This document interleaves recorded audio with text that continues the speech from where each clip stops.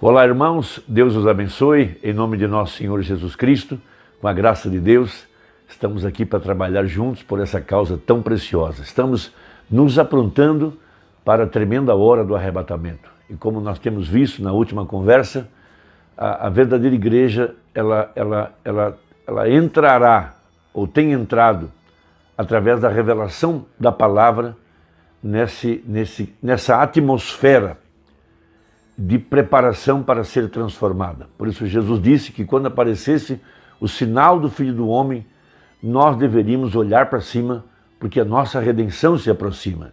E o arrebatamento é uma revelação que a igreja estaria esperando, disse o profeta, e esta revelação vem através da mensagem do anjo de Malaquias capítulo 4. A igreja em ordem, captando o dia, captando a hora, captando a mensagem, mas muito especialmente captando o mistério dos 7 trovões, o mistério do 7º selo, que já é a entrada para a eternidade. O anjo disse ao profeta de que ele não poderia explicar esse mistério entre os pentecostais. Eles eram bebês espirituais, eles queriam estar com avivamentos, batendo palmas e cantando e buscando sinais e assim por diante, mas não poderiam ficar sentados ouvindo a verdade da palavra, porque a nossa transformação vem de fé na palavra. A grande revelação que estaria guardada para esse tempo final, veja, sob esta pedra edificarei a minha igreja. Por isso pregou o profeta a mensagem O Arrebatamento, baseado no Salmo 27 e baseado em 2 Pedro capítulo 3.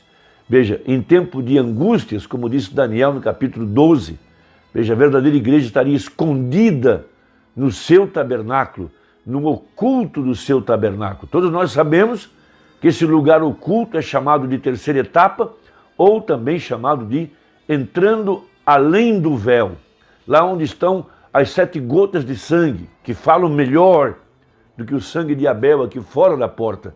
Veja, essas 7 gotas de sangue, que tem essas 7 vozes, os 7 trovões, que soaram quando o 7º selo foi aberto, para mostrar as coisas ocultas, secretas, que estão além do véu, que estão no mundo invisível, lá onde somente a alma pode captar, a mente não pode captar, os olhos humanos, os ouvidos humanos não podem receber isso.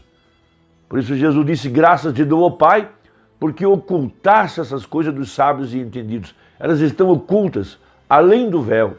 Um exemplo do Velho Testamento, quando a arca que continha a palavra, veja, estava atrás de um véu. Eles não tinham acesso, não podiam lê-la, não podiam vê-la, não podiam abrir a arca.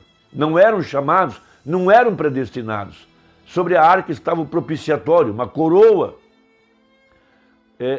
onde se depositava o sangue. Uma profecia evidente de que um dia aquela palavra que estava ali sangraria no Calvário, porque a palavra está ensanguentada. E hoje o propiciatório, veja, é essa palavra em forma de Espírito Santo, porque Jesus disse, minhas palavras são espírito e vida, veja, agora aplicadas em nosso coração, além do véu. Veja, lá no lugar oculto, no lugar escondido. Então a verdadeira igreja estaria em Cristo pelo verdadeiro batismo com o Espírito Santo. E ali Satanás não tem acesso, ali o hipócrita não tem acesso, ali o homem comum não tem acesso, apenas o eleito a quem é revelado a palavra. Então disse o profeta que ele não deveria explicar a terceira etapa. Veja, não cabia a ele, coube a ele revelar a palavra, mas caberia aos pastores. Veja, por que tiveram que ser pastores? Porque eram homens comissionados para mostrar que o Messias estava na manjedoura. Estava agora enrolado com os panos tirados da canga de um boi, lá na manjedoura. Veja, os primeiros a saberem que o Messias estava na terra. Os primeiros a saberem que o 7º selo está aberto, que os 7 trovões estão revelados. É o ministério de pastores, são homens levantados por Deus para guiar o povo até onde está a fonte da vida eterna. O 7º selo já é a entrada à eternidade. Veja, lá no Velho Testamento, quando Sansão, advertido por Deus, para não explicar de onde vinha a fonte de seu poder, advertido por Deus de não explicar qual era o seu segredo, de onde vinha a sua força. Mas Dalila, a prostituta, que estava atrás do poder, ela queria saber qual era o poder, onde residia a sua força. Ela foi seduzindo ele, um tipo das denominações que se aproximaram do profeta. Elas não queriam a mensagem, elas não queriam o nazireato, elas não queriam tomar a palavra, mas elas queriam descobrir como operar, de onde vinha o poder que operava o profeta. Então houve muitos personificadores, muitos imitadores. Veja, e eles então tiraram a verdadeira palavra dos púlpitos, introduziram suas interpretações, deram ao povo lixo para comer. Não podiam trazer a verdadeira palavra, a verdadeira terceira etapa, a verdadeira mensagem, porque a abertura da palavra, que é chamado de a terceira etapa, veja, nada mais é do que Deus abrindo o véu e mostrando ao seu povo a verdade da palavra, de que Deus estava manifestado, de que o propiciatório estava aqui na terra, de que os segredos de Deus estavam sendo revelados ao seu povo. Veja, 7 vozes falando coisas mais profundas do que Lutero, do que Wesley, do que Pentecostes, do que o sistema organizado. Veja, o poder vivificador que reverdeceu a vara de Arão vem para reverdecer o eleito, o escolhido, porque disse Paulo, ninguém tome sobre si essa honra, a não ser aquele que é chamado, como Arão foi chamado. Lá estava o maná escondido, que só o sacerdote é que tinha acesso. Lá estava a glória da Shekinah, lá estava a eternidade. Veja, entrando a eternidade, vou repetir, a revelação do 7º selo já é a entrada à eternidade. Lá onde estão essas 7 vozes, esses 7 trovões, que não estão escritos na palavra, mas seriam revelados à igreja. E quando fossem revelados, abririam a verdade oculta da palavra de Gênesis a Apocalipse. Por isso, nós tivemos essas 3 grandes mensagens, Lutero, Wesley, Pentecostes. Mas a seguir, a adoção. Veja, a adoção. Agora, tomando o corpo redimido, a igreja justificada pelo sangue. E agora, Deus tabernaculizando o ministério do Filho do Homem, Deus mesmo, o mesmo Jesus Cristo, o mesmo ontem, hoje e eternamente, para mostrar agora que a deidade não está no céu, está aqui na terra, em forma de Espírito Santo. Então, em 1 João capítulo 5, diz o apóstolo a grande verdade. Quem é que vence o mundo, senão aquele que crê que Jesus é o Filho de Deus? 1 João 5, verso 5. Este é aquele que veio por água e sangue, isto é, Jesus Cristo. Não só por água, mas por água e por sangue. E o Espírito é o que testifica, porque o Espírito é a verdade. Porque 3 são os que testificam no céu, o Pai, a Palavra e o Espírito Santo. E esses 3 são um. E 3 são os que testificam na terra, o Espírito e a água e o sangue, e esses 3 concordam num. Então, por que foi que o profeta enfatizou essas 3 grandes doutrinas? Justificação pela fé, santificação e batismo com o Espírito Santo. Porque foi exatamente isso que saiu do corpo de Jesus no Calvário, quando ele foi ferido por aquela lança. Veja, ele já tinha rendido o Espírito. Saiu água e sangue. As 3 grandes doutrinas de nossa fé. Lutero, Wesley, Pentecostes. Mas, após Pentecostes, e foi aí aonde a igreja pentecostal cometeu seu grave erro, ela não pôde entender que o próximo passo era a adoção.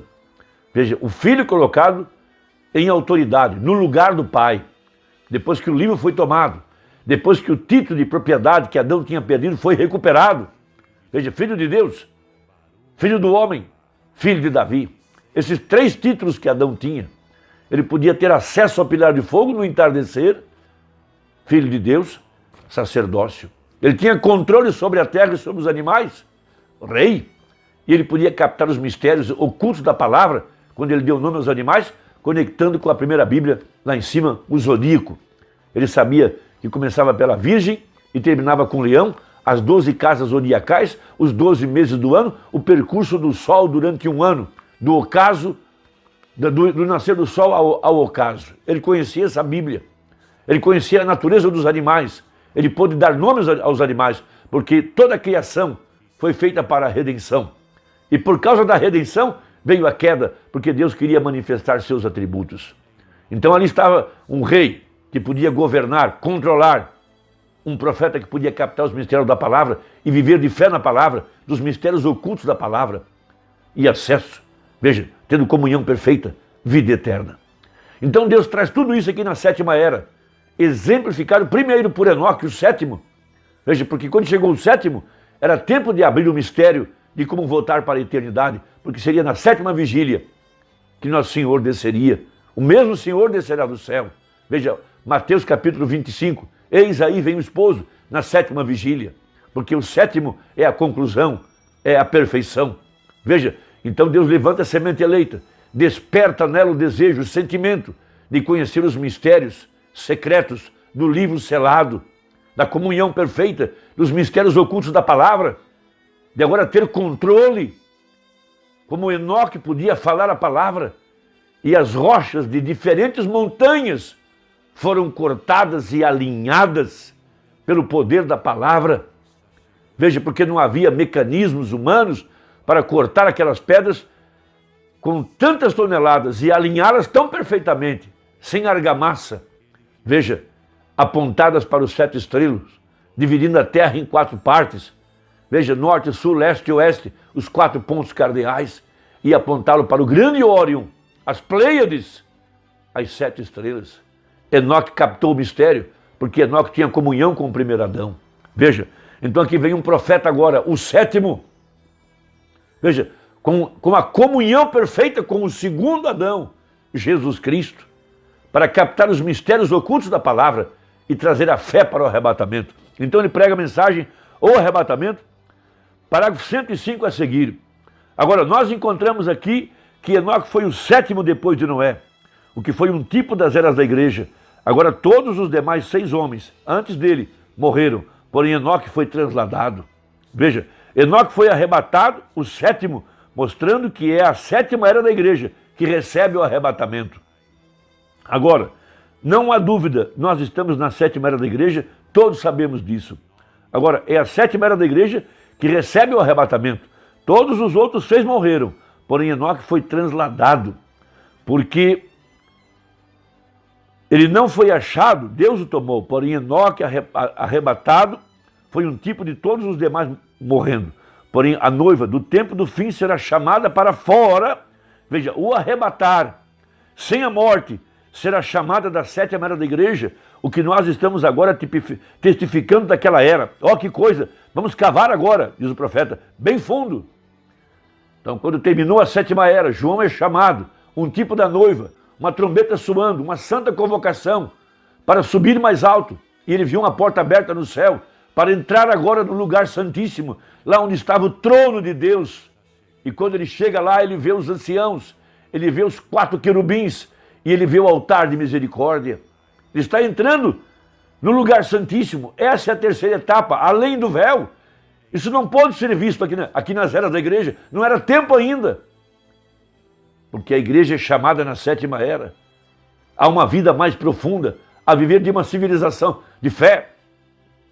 Agora aqui também um tipo das 7 eras da igreja, o que em Apocalipse 10, verso 7, que o grande mistério do livro haveria de ser desvendado pela mensagem do 7º anjo. Veja, agora há um mensageiro acima sempre e um mensageiro na terra. Apocalipse 10, 1, esse é Jesus Cristo. 10, 7, esse é o 7º anjo, o anjo da sétima era. Veja, a palavra inglesa anjo significa o mensageiro.